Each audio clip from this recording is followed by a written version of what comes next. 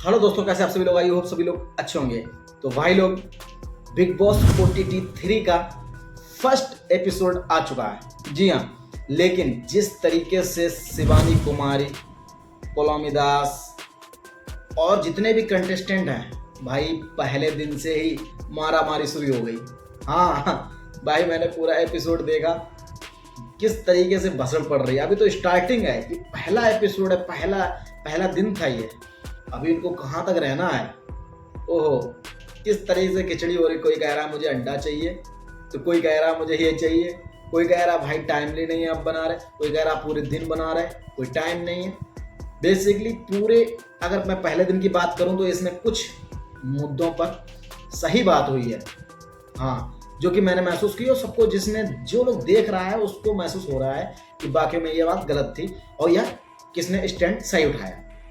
अगर मैं पहली बात करूं तो भाई साहब, वही लड़की जो सब लोग कहते हैं कि गांव से आती है, शिवानी कुमारी, जिस तरीके से विशाल पांडे की उसने कमी बताई कि ऐसा नहीं होगा भैया।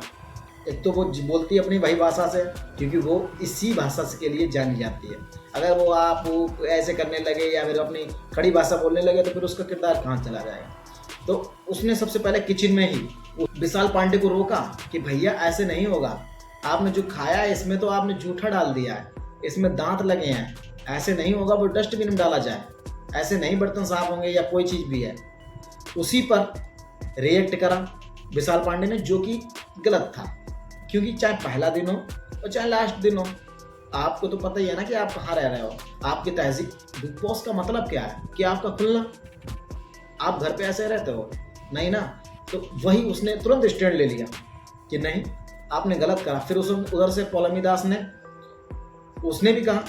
इस वजह से विशाल पांडे की थोड़ी बहुत बहस हुई, जो कि गलत थी, मुझे ऐसा लग रहा था, क्योंकि वहां पर विशाल पांडे को बहस नहीं करनी चाहिए थी, क्योंकि उसमें उनकी गलती थी। बिग बॉस में एक चीज़ तो खासियत है, लोगों को सिर्फ मौका चाहिए लड़ाई करने के लिए। ये तो मैंने देखा है, समझ रहे। चलो ये तो होगी, लेकिन मैं उस लड़की की इसलिए बात करूंगा, शिवानी कुमारी की, क्योंकि उसने जिस तरीके से अपनी बात रखी कि ये नहीं होगा भैया, और जिस तरीके से वो बात करती है पूरे एपिसोड में, मज़ा आ जाता है।